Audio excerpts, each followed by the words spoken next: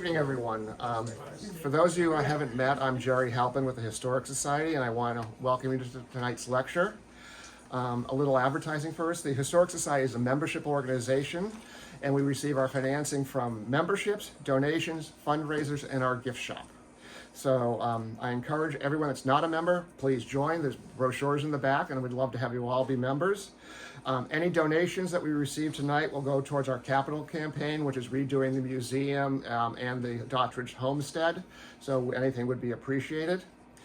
Now, on the fundraising note, unfortunately, we had to cancel our Fall Festival Pie Sale fundraiser due to the weather. But don't worry, we've rescheduled it for November 22nd from noon to 3, just before Thanksgiving. So if you would like to bake a pie, contact Kara and she'll be glad to. If not, come down and buy them from noon to 3. And we're looking for fruit, pecan, and pumpkin pies. So if you're interested in helping, just let us know.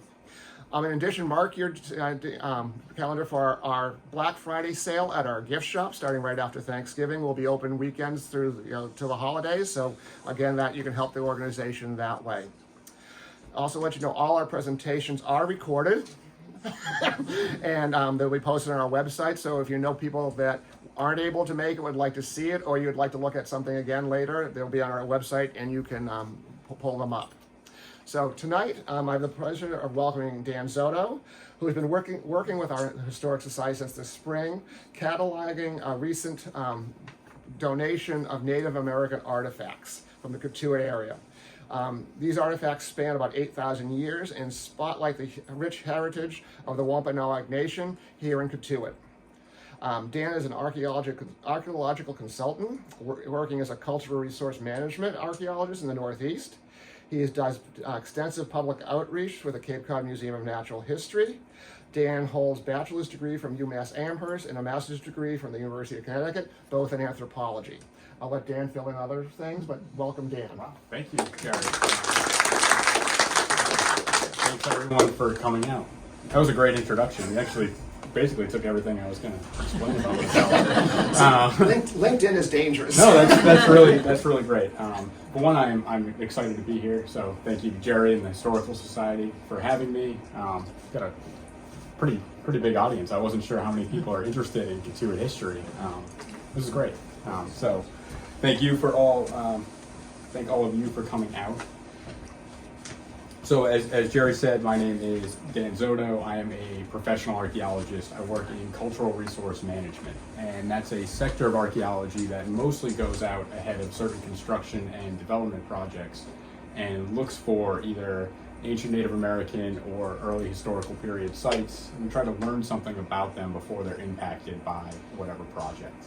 I've been doing that since 2010, and as part of that, I also do collections analysis, and that's what I'm going to be talking to you about tonight, the Harry Nickerson Native American Artifact Collection that was donated to the Historical Society last year. This is the third large artifact collection from Cape Cod that I've analyzed. I've done similar projects for the Barnstable Historical Society and the East Ham Historical Society, and I have publications coming out later on this year and into next year on both of those projects. Those are going to be in the Massachusetts Archaeological Society Bulletin, the Journal of the Cape Cod Genealogical Society, and then the East Ham work is actually going to be its own little booklet. So if you're interested in this type of stuff, keep an eye out for those, and I'm sure there's a publication or two in this collection as well. So that's a little bit of background on me. Tonight, I'm going to give just an outline of this talk. First, I'm going to give a little background on the project. Then we're going to talk about what an artifact is, how artifacts are dated. We're going to talk about the rocks that were used to make a lot of these artifacts. And then I'm going to use the results of the collections analysis to look at the archaeological record of native life in Cotuit over the last 12 or 13,000 years. And I'm going to use examples from the collection to talk about what's going on in different time periods going back here in Cotuit. And as Jerry mentioned, when we're talking about Native Americans here in the Cotuit area, we're talking about the Wampanoag and their ancestors. And Cotuit and Santuit are still central places within the Wampanoag homeland. So it's something to think about. I'm going to talk a lot about rocks and artifacts and sort of scientific stuff today, but we are really talking about people that lived here in the past and some things about what life may have been like, at least from the archaeological perspective. See if I can get this to work. Maybe. It did before. It did before. Yeah. Come on. Oh, we got to get past the introduction slide. This is the boring part. Should you point at the machine rather than the screen? No. Maybe that's Yeah, down there it too is. low. It just went off the screen.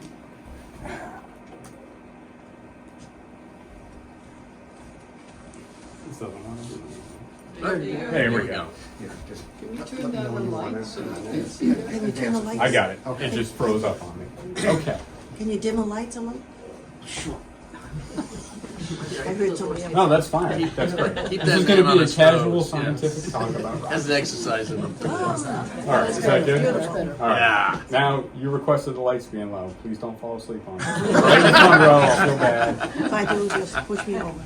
No, I'm going to do that. Okay, anyway, some overview of the project. So in June of 2022, Harry Nickerson, who used to be a Cotuit resident, donated his Native American archaeological collection of artifacts that he obtained over a 30-year period in the Cotuit area to the Historical Society. Earlier this year, Cindy Nickerson in the back contacted me about maybe analyzing the collection and doing a display. And we went forward with the project, and I've, over the last 4 or 5 months, I have cataloged all of the artifacts in the collection, and we are going to be working on a display at the museum, and we're going to be collaborating with David Whedon from the Mashpee Wampanoag on that, and I'm very much excited. So the project involved an inventory of the collection, but it also involved research into archaeological sites in Cotuit. What did the record look like here? How does this artifact collection compare to that?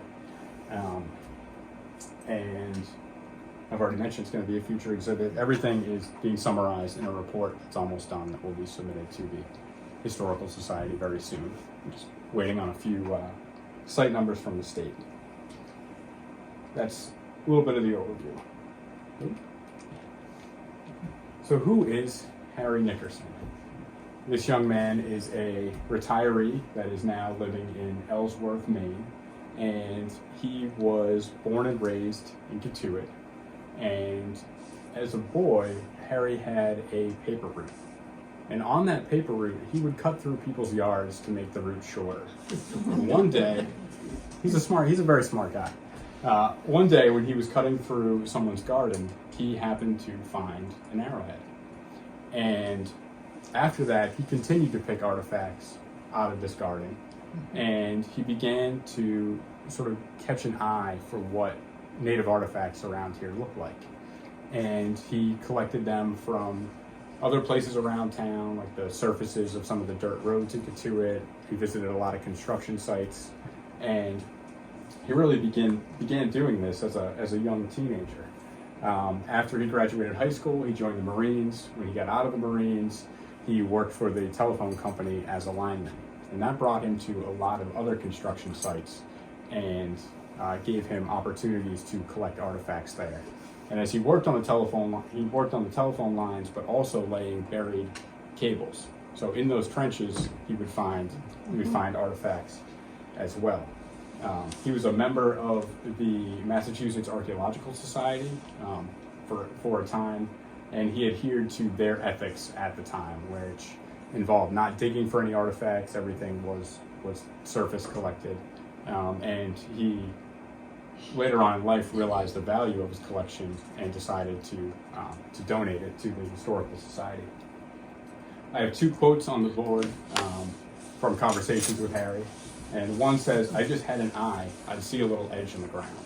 And I can tell from this collection that he really did have an eye for finding these artifacts. And talking to him on the phone, he would say he'd bring other people on his adventures to artifact hunt, and he was the only one that would ever find anything. People were amazed that he could do that, and you know, I'm a trained professional. I have a similar eye, and I get that. I've been on walks with people, and it's like, hey, there's an artifact right there. How do you see that? The other quote says, "Picking up arrowheads to me was like picking up a diamond." That's how much they meant to me. Every one I got gave me goosebumps. And talking to Harry, you can tell he has a great appreciation for the native people that lived here before and the people that made these artifacts. And I could tell on the phone that, you know, he was getting excited just talking about them. And I think he spent a lot of time, hundreds or thousands of hours, looking for artifacts over his life. And I think he spent a lot of time sort of looking at and playing with his collection. And he said something to me about how he envisioned that every one of these artifacts may have been made by like a single person. And he was very excited when I determined that he had over 1,500 pieces in his artifact collection. That this might represent 1,500 different people. A funny side note, Harry estimated about 1,000 artifacts in the collection. When I first looked at it, I thought there were 2,000. We really split the difference. That was pretty good. Yeah. So anyway, Harry lives in Maine. He donated his collection. He told me recently he actually thinks he found a few more boxes of stuff that he's gonna bring down here eventually. And he moved to. Oh, actually, let me go back.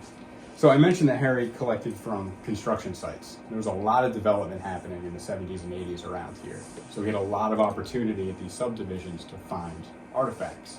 And because of all that development in Cotuit, that's the reason he moved to Maine. Getting too crowded down here, He's gone to Maine, and he complained that the same thing is happening right now in his town. I don't believe he still collects artifacts, but he did for at least 30 years when he was living here in Cotuit. So his collection had a total of 538 artifacts. Most of them were Native American materials, and a smaller amount were from the historical period. All of the historical period stuff were little fragments of white clay tobacco pipes. I think Harry thought that those might be older and relate to when Europeans first got to Cotuit, because he was finding these at a lot of Native American sites. But the analysis of those, it turns out most of them are actually from the 1800s, which is fairly common. When he donated the collection and when I received it, it was stored in 18 different cigar boxes and sort of things all jumbled together. There were some notes in the boxes and on them with an indication of where stuff was found and where it came from. A lot of those, they had artifacts from multiple sites in the same box, which is too bad, but we still had some good information. So this is how I got all 1,500 artifacts, and this is how I'm gonna give them back. Everything has been individually labeled and laid out. So if you had a question about a particular item in the catalog, you could easily go and pull that artifact. During the analysis, we're talking about Native American artifacts. It's mostly stone tools, ceramics, and pieces of stone bowls. I recorded all the artifact types, stone material, individual attributes for each one of those pieces. And then at the end, I looked at the collection as a whole and looked for trends regarding artifact types, stone material, and so forth. And I'll get into some of that as we go. All right. Need a sip of water. Excuse me.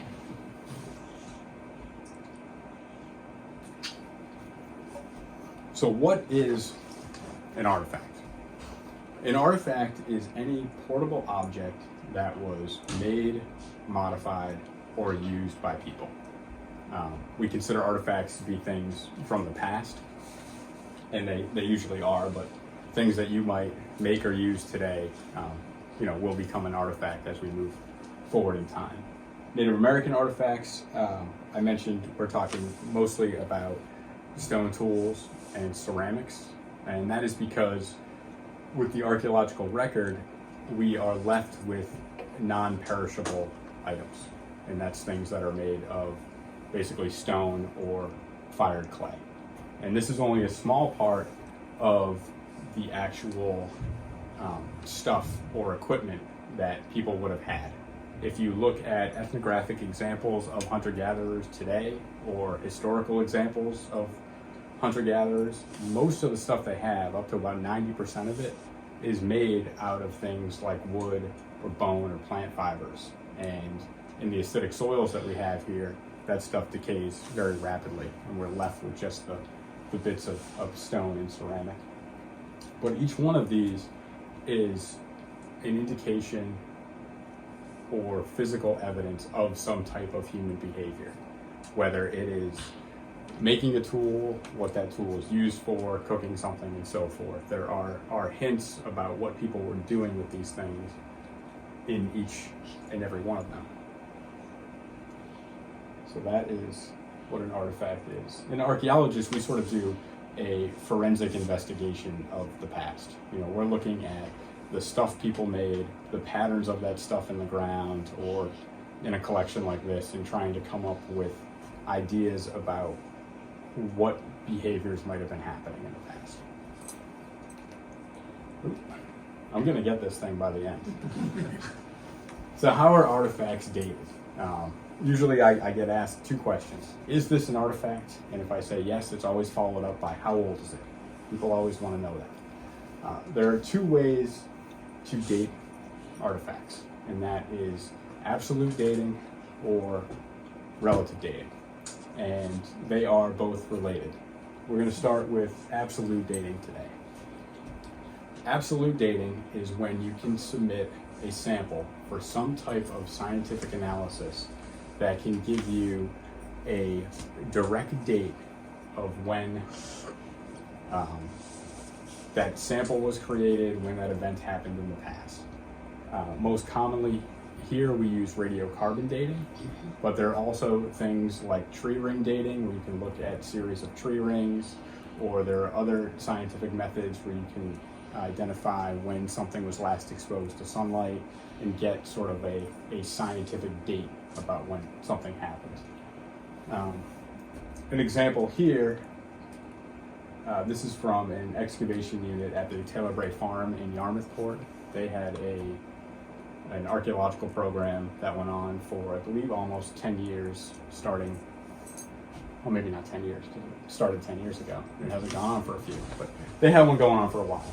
And in this example here, you have a stain in the corner with a lot of charcoal in it. This is where someone had a campfire in the past.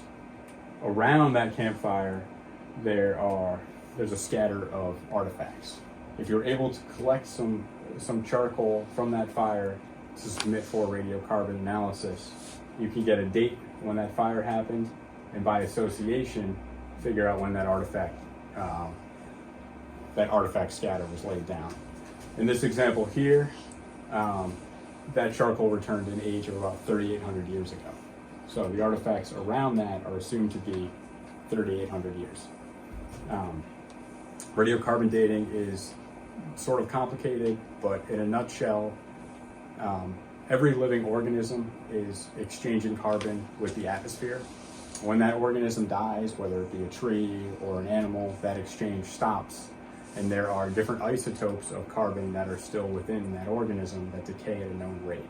You can measure how much of one of those isotopes is left and determine when that plant or animal stopped exchanging carbon with the atmosphere and get an age of when that event happened. So in this example, either this tree died or that stick was burned 3,800 years ago, and we're able to determine that. Relative dating relies on artifact typology, the types of artifacts that are in an assemblage.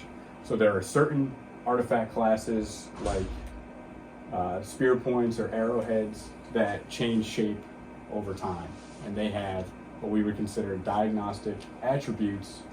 Usually where they're attached to their handle, is the base notched, is it a stem, what other attributes are there that are, they're defined types, and that type is compared to all of the radiocarbon data that has ever been collected with it, and you come up with a range of an age. So this type here is an Atlantic type projectile point.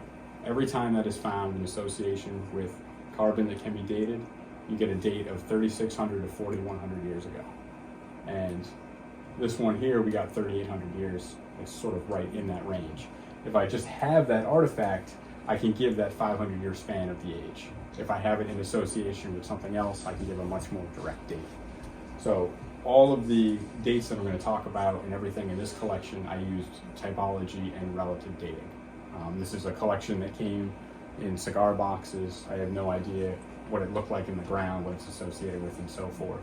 But just based on the types of artifacts that are in it, you can get relative ages of when they were made and used in the past. Have some more water.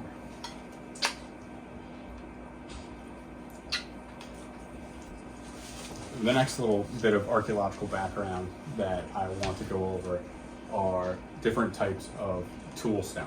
And this is sort of an important part of the talk, again, because I'm doing a collections analysis. Most of the objects are rocks, and I don't have any of the other archaeological context to go on. So I'm really, one great data set that I had was all the different stone materials that were used to make these tools. There's only certain types of stone that have the correct fracture properties to be predictably shaped into something. Locally, those are rhyolites, quartz, and quartzite. And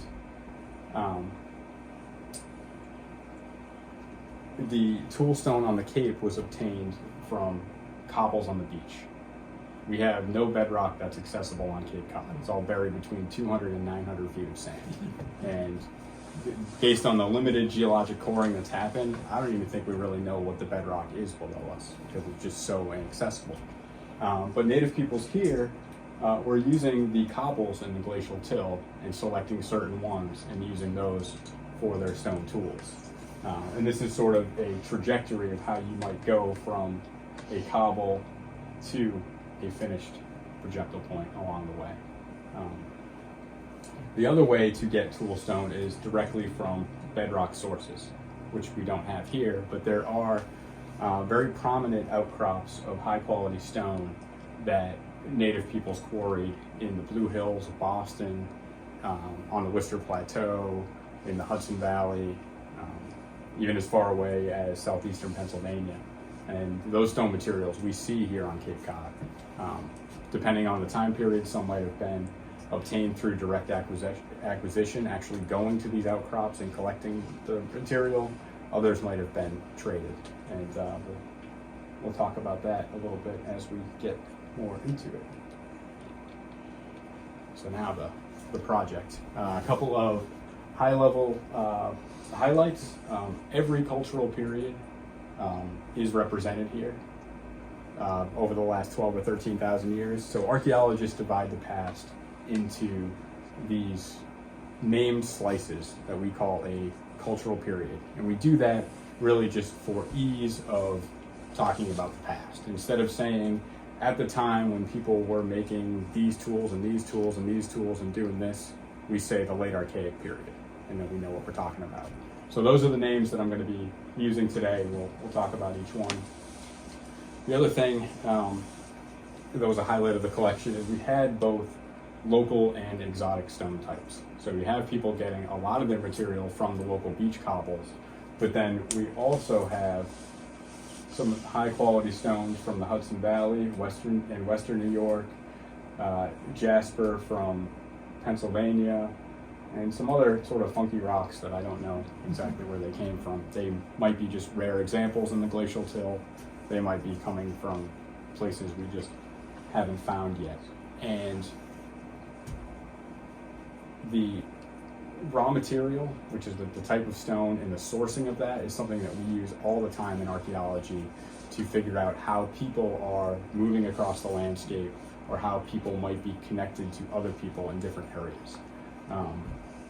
I mentioned that a lot of the rocks here on the Cape are all in the glacial till. They were brought here from further north by ice sheets and deposited. The rocks from southeastern Pennsylvania that we find on the Cape, the only way for that to arrive here is by a person.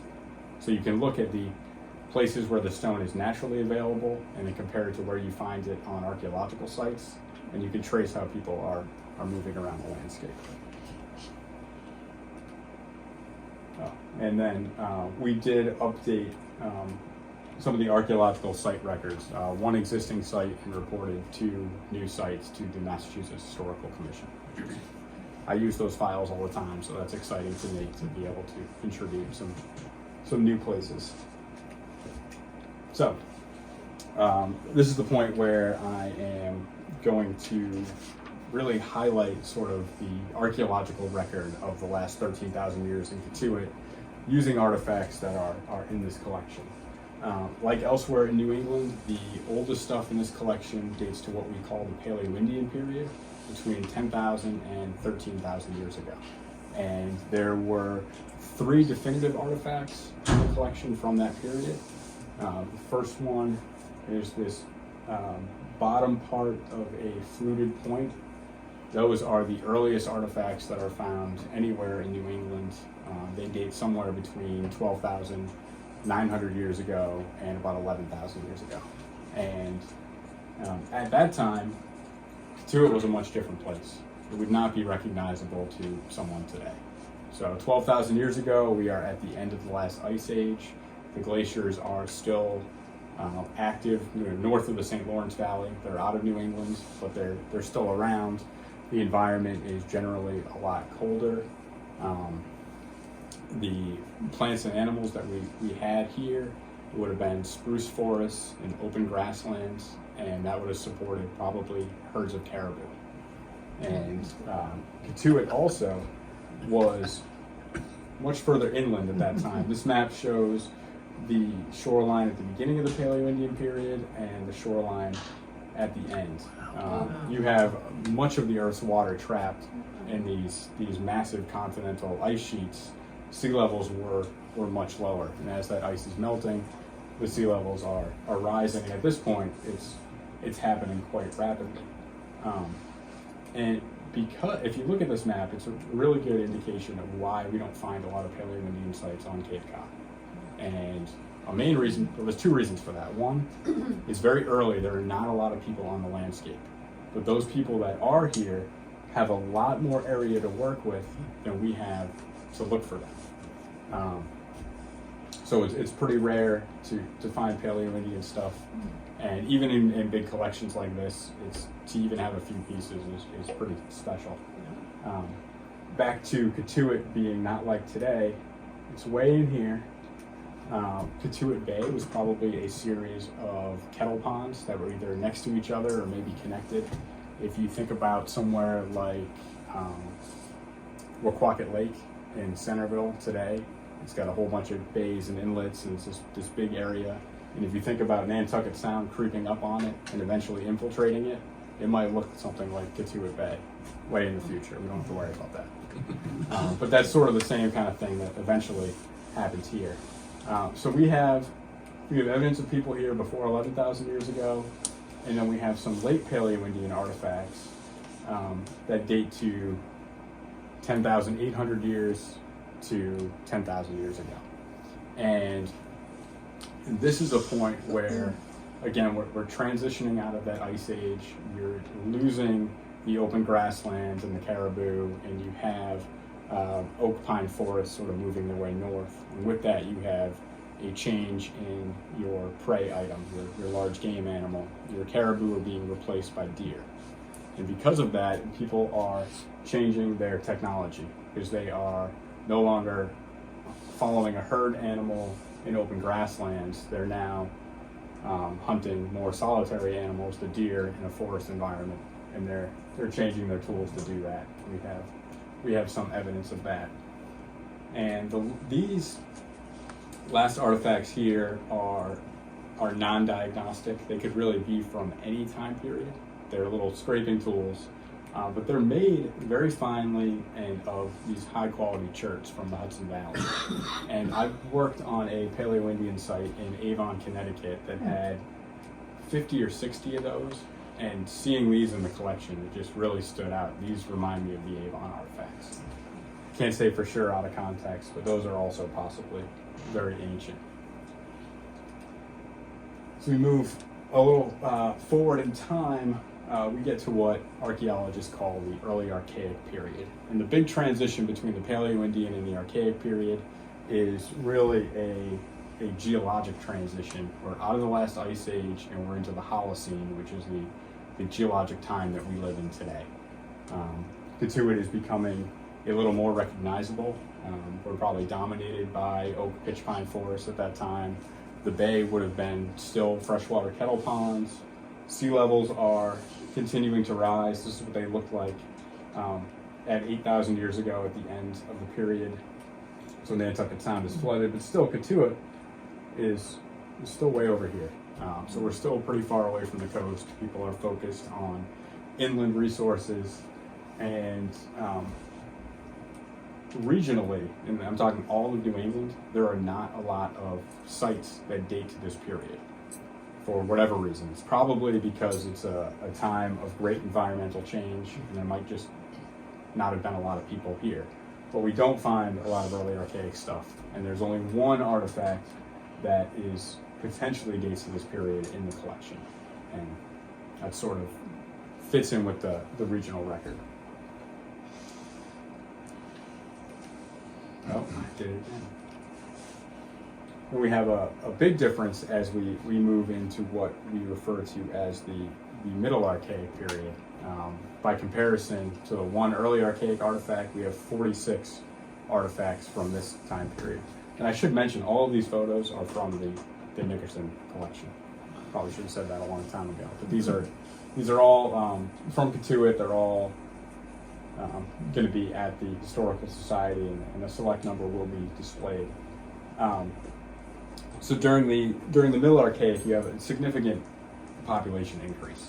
All of the collections I've ever looked at on the Cape have Middle Archaic artifacts through European contact. So 8,000 years represented. It's rare to have stuff older than that, and so it's pretty cool that the Nickerson collection has that earlier stuff.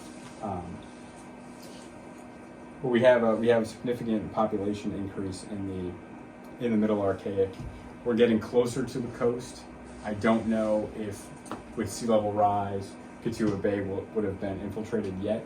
I'm not sure. I do think the herring run in the Santuit River was probably established by this point. And I say that based on the regional archaeological record, where around 8,000 years ago, you start to see sites along major falls on all of the rivers that have those in New England. And those are strategic fishing locations for anadromous fish like herring that spend their life in the ocean. They spawn in freshwater ponds or in rivers. Around that time, you have a lot of really large archaeological sites in these locations, and it looks like people are there to harvest the herring, which is a great resource. So the ancestral Wampanoag were probably doing the exact same thing, and I know the herring are still very important to their cultural traditions today, and that probably has a significant depth of time there. Excuse me, how large are those? I should have put a scale Oh, I on mean, there. That's a great question. I always repeat the question. The question is, how large are they? And I'd say they're about. They get a fish. You could get a fish with this. I assume that the herring fishing was probably with a net. It'd be a lot easier to do a dip net than to spear something. These are probably used for hunting deer or knives. A lot of them have wear patterns, sort of like this one where they're a little asymmetrical, and then basically what that represents is one side is sharpened more than the other. To sharpen a stone tool, you have to remove little pieces of stone. So you got one side that gets really worn down and the other side stays fresh. And you can look at an artifact and say, hey, that was used as a knife. And sometimes based on the way that the blade is worn, you can even tell, how it was attached to a handle, and maybe say like this person was probably right-handed or left-handed, and so forth. Doesn't mean you're right, but you can say it looks like and actually, one cool artifact here, just to talk about a cool thing, is this is a Middle Archaic spear point, very much like this one here, It used to have a stem. The stem broke off, and I could tell somebody worked along that edge, and then they really narrowed the top of the blade, and they basically made a little drill out of that projectile point that broke. So that was, I'm glad I put that one on there. I don't have it in my notes. I said I wasn't going to look at my notes, but I have a teething infant at home, and I've been working in a briar patch all week, so I'm a little rusty. Anyway, yeah, so I think, have a significant population in Cotuit between 6,000 and 8,000 years ago. People probably focused on the herring run. All of the stone materials are locally available.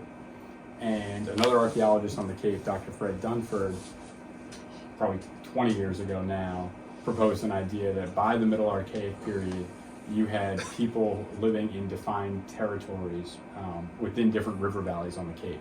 And he used data from the Bass River, the Herring River in Harwich, and the Stony Brook Valley in Brewster. And I think the same pattern probably applies to the Santuit River as well, just because we have Middle Archaic, a lot of Middle Archaic period artifacts, and they're from several locations that Harry collected. So I think we have a decent amount of people living here at that time. As we move forward in time again, during the late Archaic period is when Cotuit, as we know it, really starts to take shape. By the end of the period, sea levels have stabilized. They're relatively close to what they are today. So Cotuit Bay would have become a tidal estuary that it is today. Salt marshes would have started forming, and I would imagine the shellfish beds that are out there today probably had come into existence. And we know that people were definitely using shellfish by this time, because we see the large accumulations of marine shell where they were discarding all of that shell waste. And I know that Harry collected from 2 of those shell heaps here, or what I would call a shell midden. I don't know exactly what artifacts are associated. It could be some of as early as the late archaic stuff. And given that Cotuit is on the coast, I would expect to focus on coastal resources. Now on the slide here I have 4 examples of projectile points that are on the earlier side of the late Archaic period, between 5,000 and 6,000 years ago, and then a fragment of a groundstone axe. And you can see the groove where it was attached. The blade had broken. This is what I would refer to as the butt end. I wasn't going to say that, but I just did. That's why I hesitated. I was like, what do I do? So yeah, it's the butt end of the full groove axe. It's probably a late Archaic artifact, just based on the association of other sites. And this was, in a box that had other late Archaic stuff. Having big, heavy groundstone tools like this symbolizes more permanent settlement, more sedentary activity. One, they're large and cumbersome to carry around the landscape, and it shows that you're doing things like cutting down trees or making dugout canoes, and you're more involved with manipulating the land that you live in. What I found most interesting about the collection is the time period between the Archaic and the woodland. And this is a long period of transition, and it basically comes down to the point where people stopped using just organic vessels, like things made of bark or wood, and stone bowls, to adopting and innovating ceramics. That's the big line. But it happens over a long time period, and what stood out to me in the collection is the amount of terminal Archaic artifacts that were present. We had 135 projectile points and pieces of steatite or soapstone bowls. We'll talk about those in a second. That's 20% of the diagnostic material in here. It stands out as an anomaly. I don't know if it's that Harry happened to collect a really rich site that had a lot of this stuff, or if there's just a lot of people in Cotuit at that time. The 2 artifact classes that I have here These are referred to as Orient fishtail points. They're named for Orient, New York. They have nothing to do with the Far East. That's a very similar sort of environment to Cape Cod. It's a glacial end moraine that is now coastal. So it's interesting to have large Orient sites there and here as well. Could you just repeat that? I'm sorry, I couldn't hear what you said. They were from someplace in New York? Yes, so they're named after Orient, New York. It's on the edge of the eastern side of Long Island. Okay. That's what the points are named from. These are from Cotuit. Well, so, because they're similar to the ones in, Yeah, they're similar, very similar. It's a similar environment. I thought that was sort of interesting. But the most interesting part to me is actually these steatite or soapstone vessels. These are two fragments from the collection. This is what one of the vessels would have looked like if it were complete. And when I talk about stones that are available in certain places, there's only a few places that you can get this really soft soapstone that you can easily carve. The nearest ones are the western side of Narragansett Bay. There's outcrops in Providence and Johnston and Cranston, Rhode Island.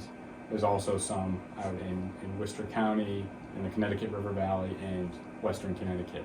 But there's nowhere, in southeastern Massachusetts or on the Cape. So people were obtaining these, probably from those outcrops in Rhode Island or somewhere else. They're big, heavy, cumbersome stone bowls. They're probably transported by water, like a canoe trip from Narragansett Bay to Cotuit, I think would be logical. And we know from where these soapstone outcrops are that people are actually making the bowls on the outcrop. They're sort of carving out a dome and then cutting it off and hollowing it out and then bringing it to wherever they're going to use for whatever reasons. And what I thought was probably the most interesting artifact in the whole collection is this soapstone vessel sherd here that has a hole drilled through it. And this hole was drilled with a stone drill. You can tell because it tapers from both directions and meets in the middle. It probably was done by one of these Orient points. They have sort of very narrow tips. Some of them showed indications of being used to drill. And what that hole is actually a repair on the vessel. So if a stone vessel, and this was also done with later ceramics, if it cracks or breaks, one way to repair that is to drill holes on either side of the crack and then tie it together with some kind of lashing. And they probably had some sort of mastic or glue in there as well. But you do occasionally see these repair holes. And it tells me that this is a very special and important artifact. A lot of the projectile points and arrowheads in this collection are broken, and it doesn't look like much was done to rework them. You can easily get another cobble from the beach and make another one. It take you 20 minutes to a half an hour. These require you to go a great distance, put in a great level of effort to make, and then transport this back. Or you have to have good relations and know somebody that's willing to do that and trade something really good for it. So to put in the effort to repair it shows that it's a very special artifact. One question before you. What did they use the bowls for? That's a great question. The question is, what do they use the bowls for? We think probably mostly for just cooking. You could heat them. You can heat them. You can boil water. And I say that because right after this, you get the invention of ceramics, and that's very much also a cooking thing. Before a material like the soapstone or a ceramic vessel that you can suspend over a fire or put on a fire, you had to do all of your boiling through heating stones and then dropping them into whatever container. It's called stone boiling. And you could do that in like a birch bark container, and you could dig a hole in the ground and line it with animal hides, and that will hold the water to boil. If you look up stone boiling on YouTube, there was a guy that did it in a 5-gallon bucket, just heating up rocks in a fire in his backyard, and it was an incredibly vigorous boil very quickly. I was impressed. I haven't tried it yet. I really need to. I do. I haven't. I gotta live it. what would you ever use to carve out? Is it that soft you can do it? You can do it with your fingernail. Oh, really? I don't think they did that. Oh, but I mean, No, it's there's just- like stone. There at these quarry locations, there are stone picks Yeah. and other things that they would use to carve them. But it's incredibly soft. And yet it's fire resistant. It's wild. Yeah, it's neat stuff. I would love to get a soapstone counter because they look cool, but I would ruin it so fast. And you can see it's, I don't know if you can really see, but there are like striations there where it was. You can see part of that carving and smoothing, and a lot of these they're very smooth and sort of polished. And none of the ones in this collection had any kind of residue on them, but I do know of others that have things that adhere to the inside of them for what they were cooking, which is kind of neat. We're even on time. I want to be respectful. We're getting there. Moving forward, we got the early woodland period. I mentioned a few minutes ago. The big ticket item here is the adoption of ceramics, and that happens around 3,000, 3,200 years ago. The really interesting thing about the earliest ceramics, and we have a few of them in the collection here, they are referred to as the Vignette 1 type. It's from a site in New York State. But all of the Vignette ceramics throughout the Northeast, from the Great Lakes, Michigan, to Nova Scotia, down to the Chesapeake Bay, they look pretty much exactly the same.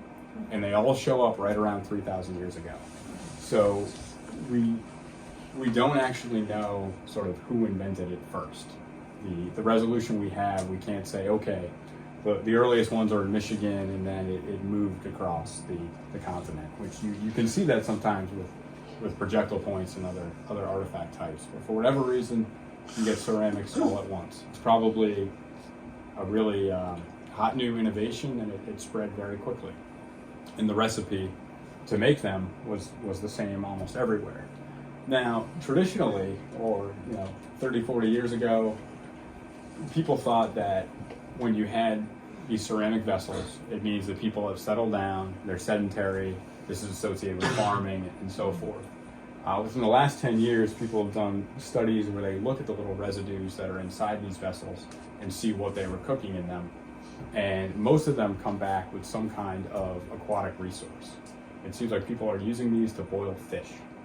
And it might be that they're rendering the fish oil to use in some fashion. We're not really sure, but I have a feeling that what they're doing with these vessels is related to how quickly they moved across the landscape. Maybe it's some new ceremony or ritual or what have you.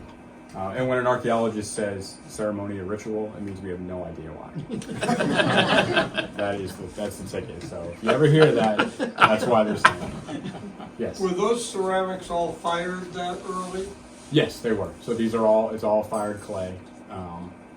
And I was kind of going to get into it later, maybe not, but I will. So to make a vessel like this, you need a source of clay, and then they usually mix in some sort of a temper with that clay. And it's the early ones. A lot of times it's like crushed quartz sand, and later on they start crushing shells and putting that into ceramic. And I find it very interesting why everybody did this. And looking into it, the function of that temper is it will actually stop cracks from moving through the vessel. If it's just 100% homogeneous clay and you bump it or you heat it up too fast and it cracks, that crack will spread right to the edge and break your pot in half. If you have a little sand grain or a little bit of shell in there, as that crack starts, it'll hit that obstruction and it'll stop. So it's pretty ingenious. Anyway, the cool thing about having this really early ceramic in Cotuit is it shows that the natives living in Cotuit 3,000 years ago were connected to the greater region. They're doing the exact same thing that people in the Great Lakes, in Nova Scotia, and further south are doing, which is interesting. Another indication of long-distance connections at this time is we have these meadowwood points and this Adena point that are all made of Onondaga chert, and that outcrops mostly in western New York. And these meadowwood points were actually produced as trade items by expert tool makers in Western New York, and they spread across much of the Northeast. And the people living in Cotuit were participating in that exchange network. Nobody seems to know what was going the other direction. It's probably some sort of perishable good, maybe something like a beaver pelt. I don't know, something that doesn't show up archaeologically. So we have these exotic stones here, people participating in the trade, but then we have local copies of this same tool type, which is interesting. It seems like some people have, the real deal exotic stuff, and some people are making their own, and it's something that we see quite often. Let me see.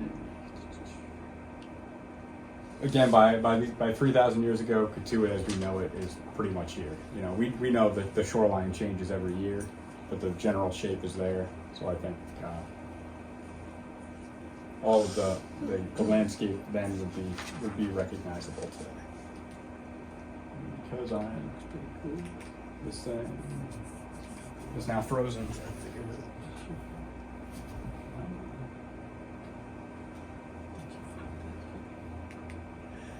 All right, it's only doing that because it's going to be on the website.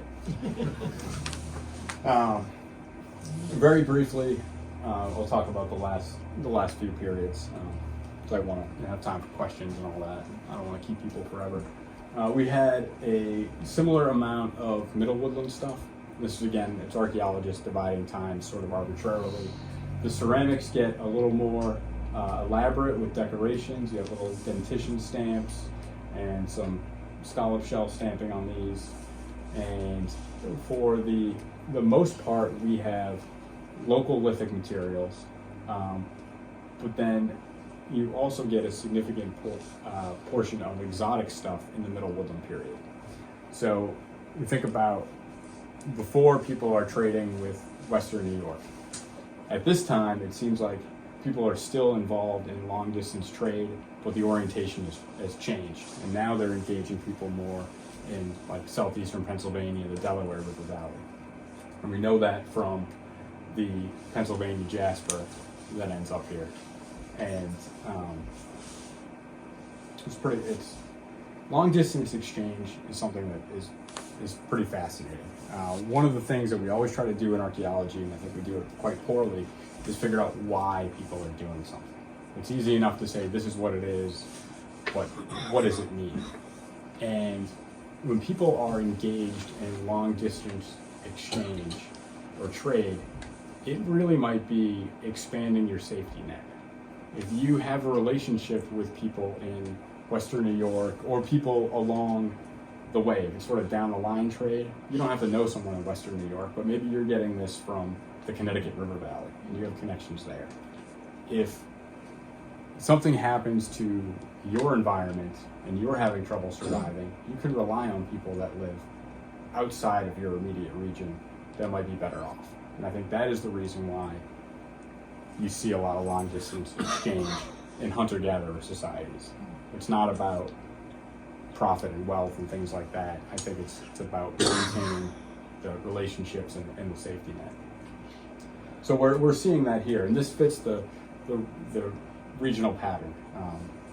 What's going on in Cotuit is not all that different, but it shows that the Cotuit Wampanoag are participating in these exchange networks and what's going on elsewhere in the region. The last period represented is the closest to the present. What stood out here is the amount of late woodland material.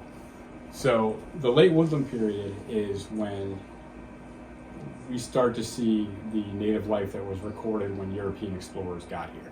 When you think of things like corn, beans, and squash agriculture, that happened now. You look at radiocarbon dates for maize anywhere in New England, it's always 1,000 years or younger. So for whatever reason, people in the Ohio Valley and in New York were growing corn a lot earlier than people were here. And I think the Algonquins in New England probably made a conscious effort not to do that. And it's probably because it's a lot of work and it's risky. if you are tethered to planting these crops and they fail, and you're not doing your regular hunting and gathering, you have a lot invested in that, and it might not work out. And in a coastal environment like Cotuit, where you have all the resources provided by the estuary, the uplands, the Santuit River, there's really no need to start engaging in planting and to put all that effort in. You have everything right at your doorstep that you could need. But I think by the late woodland period, 1,000 years ago, you have a big population expanse. There are more late woodland sites than any other period on the Cape, and there were significantly more artifacts in this collection that dated to this period than any others. It's about 35% of the stuff came from the late woodland, which is pretty significant. I mentioned people growing corn and whatnot. None of these artifacts can be directly attributed to planting or anything like that, but I think that people were doing that, probably planting fields along the Santuit River. In this period, it ends with European contact, and that's what really disrupted native life and health and population and so forth. Before I wrap it up, I want to talk a little bit about non-diagnostic artifacts. And this was a little more than half of the collection. And these are artifacts that you cannot attribute to a specific time period. Most of them were used for many different time periods, or they are untyped points that just don't fit into the box, and we haven't quite figured out how old some of these things are. Some of the ones that are used in every time period, we have different drills. They might have been used to drill holes in like the soapstone vessel that I showed, ceramic vessels. You're going to need that for sewing, if you're making a bark container, and so forth. Some of these sort of roughly shaped stones or bifaces are things that are on their way from a cobble to being a finished tool. There's a lot of that in the collection, which is very common. And this artifact here, I thought was pretty special and one of the standout pieces in the collection. This is a gorget. It's a polished piece of slate that's been shaped. It's got 2 drill holes that are broken, and it is incised with these geometric patterns. This probably dates to the woodland period, sometime in the last 3,000 years, but I don't know where in that span this would actually fit. For the longest time, people have thought that these were probably worn on the chest as some sort of ornamentation or hung from a necklace. But I read a chapter in a book that came out last year where a team in Canada found one of these that was attached to a spear thrower. So these might actually be counterweights to spear throwers. And I'm curious to see how that one find might change how we think about these things. So do you think that was scraped to be decorative? Yes, absolutely scraped to be decorative. Yes. But remember, what you think is in art design and what someone thousands of years ago is going to be two different. But the two old different the bison painted on the side of the caves over in Europe. Yes. So that doesn't. They try to make something. They just I don't know what they were doing. I don't know what it is, but I know it's not a bison. Maybe a spider web. Could be anything. So in conclusion, I'm showing more of the non-diagnostic stuff here. Basically, the Harry Nickerson collection it's a significant contribution to the archaeology of the Cape. It is somewhat well provenanced. We know most of it's from the Cotuit area. You have 12 or 13,000 years of activity represented. You have a bunch of different tool classes, and I think there's a lot more deep diving that you can do into this collection. I'm trying to actually do some of that before I give it back, taking additional measurements and so forth.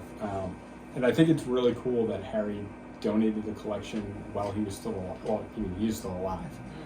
Every other large collection I've looked at, the person died in 1960, and it's very frustrating to not be able to ask them questions about it. I could call Harry and talk to him for a long time. It was very great to do that. It was very helpful that he's still around to answer questions. So I would encourage people, if you have artifact collections and you are thinking about donating them somewhere later, it's a good idea to have someone take a look at it first, or at least talk to someone about what important information to write down now, so that it can be with that in the future. And like I mentioned before, the collection is going to be used for a display at the Historical Society, and we're going to be working with they're going to work with me on that, and David Whedon from the Mashpee to get the Wampanoag perspective, and I'm very excited about collaborating there. And I say thank you for attending, Jerry for inviting me, Cindy for initiating the whole project, and I'm very happy to take any questions.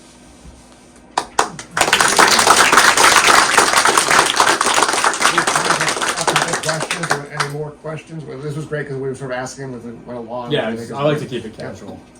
Go ahead. Yes.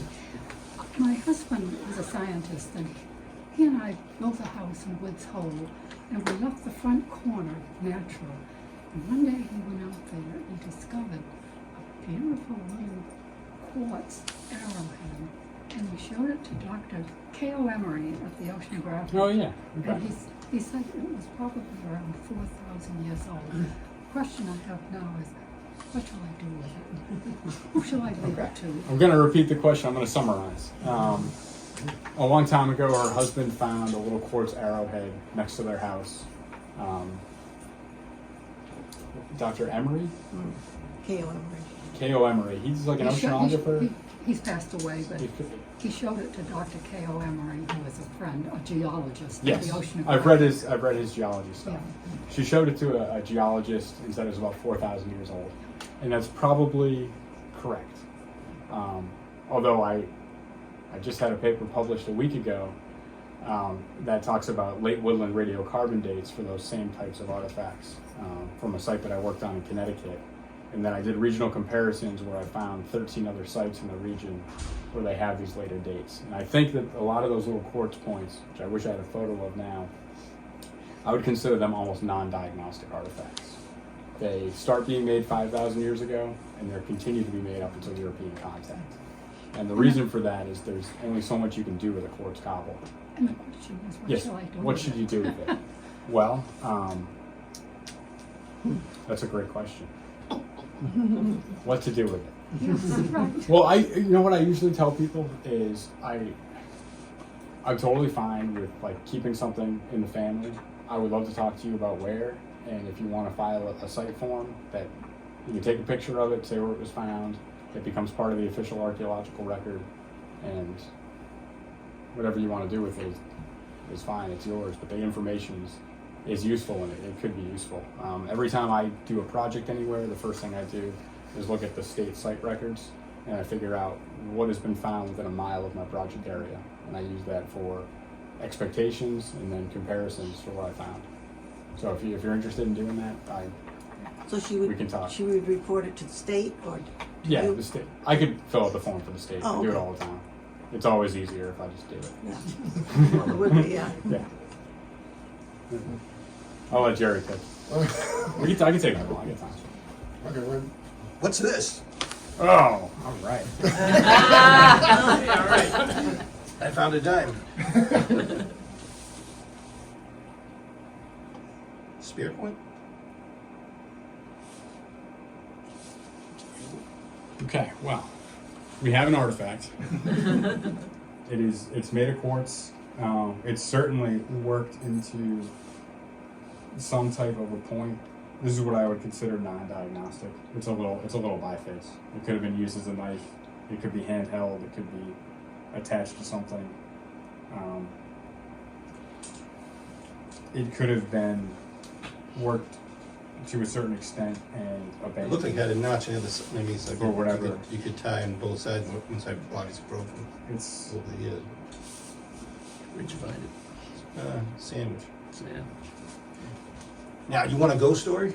it's We're October. walking through the woods, like a week after I found this, Pastor and I can take a look at it. The point, And out of the corner of my eye, I swear to God, it looked like an Indian stalking through the woods in a buckskin. I didn't see a good clip, you know, the sunset, you know, out of the corner of my eye, right around where I found it. So take that for what it's worth. That's not the first story like that I've heard. I'm serious. There's energy left behind or not. I have no idea, but I've been told similar things before. Very cool. So Dan, Yes. you have 1,500 new artifacts Yes. here. So is this a new site? When you talk about sites, So archaeological sites, yes and no. is this a new one? No. So the collection is from at least 5 different locations. Okay. 4 of those are in Cotuit, 1 is in Sandwich. Okay. And 1 of them, or 2 of them in Cotuit, were previously recorded sites that someone had found in the 1980s and reported those to the state. There are 2 locations that I reported based on this analysis, and I've been checking my mail every day to get a site number. It's the last thing I'm waiting for. So there are two new locations in Cotuit that were previously unreported. But Harry wasn't specific as to what. Harry was very specific, but at some point he said he was finding so much He just put it all in. that he mixed some of the boxes together. So one of the cigar boxes would say, this is from X, Y, and Z. So, and a lot of them were from the same Z. And that was a known site. So for that, I did an update for the site form, and I basically just said, I wrote this report. There are a lot of artifacts out there. He estimates half of them came from this location. So I put that out there. Is Yes. it coordinates? Like, what? How do you make X, Y, Z? Well, that's just 3 different locations that I named X, Y, and Z. No, I know, but But like, so did Harry say I found this on the corner of like Yes. Main Street? yes, he would say on the west side of this pond, or this subdivision that went in along this road today. And I basically put some of them, they were sort of vague, and he, a lot of this stuff was collected 30 to 50 years ago. So he couldn't remember exactly where, but he knew, sort of roughly. So I was a little generous with my polygons. What, Jim? Now, were the sites mostly along the Santuit River or along the coast? It was a mix. What? It was a mix. There was both. Yeah. One last one? Was he the one that moved to Alma, Maine? Or did he move someplace else in Maine? I think he's in There were 3. Ellsworth, maybe? Elsewhere. Oh, he's in Where Ellsworth, there is okay. a telephone museum. Oh, So, I mean. he did not mention that. Oh, my husband hung around with his brother who moved to Alma, Maine, Okay. and they used to spend a lot of time down in Crockernet building forts and hunting Okay. and stuff, so I just was wondering. But it Interesting. wasn't Harry, it was the other Okay. one. Yes, sir. So you focused a lot on the trade between New York and here as Yes. far as artifacts. Any sites outside of this area where the trade is north into Maine or Vermont, New Hampshire, the White Mountains? It's interesting that the trade was west, east, but not Yes. north, south. Maybe water. So that's a great question. Did everybody hear it? Should I repeat it? Okay. I think what's happening there, some of it is the archaeological resolution. So a lot of the stones that we have, all the stones that we have on the Cape, came from north of here, like around Boston or in New Hampshire or the coast of Maine. So if you find, a volcanic rock that outcrops in Maine, but it's also found as a cobble on the Cape, and you find the artifact, I would assume it's from the closest available source.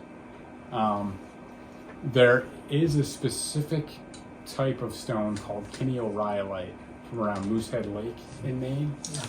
And I see that in collections down here. And I've been looking for cobbles of that on the beaches for more than 10 years, and I've never found one. So I don't know if that was traded, and there are other stones from the White Mountains that I've seen in the Connecticut River Valley down here in Massachusetts. That's definitely Yeah. trade. On the Cape, I have not seen those materials, but it's sort of going all over the place. And one of the main reasons I focus so much on the stone material is that's what I had to work with here. I don't have the whole sites and all that stuff, so it was sort of a limited data set, and I tried to make the most I can out of it. I apologize if it was repetitive with that stuff. No, no, lovely. Dan, thank you very much. This was really very enjoyable, so thank you very much. This is our last presentation for this season, so stay tuned for next year. We're going to put together hopefully another 5 good presentations next summer. If anyone has ideas or know people that might be an interesting topic, send them. Kara, you can just email to the Historic Society. Kara will get it and send it to me. So any ideas, it would be greatly appreciated. We look forward to seeing you next summer. So thank you very much.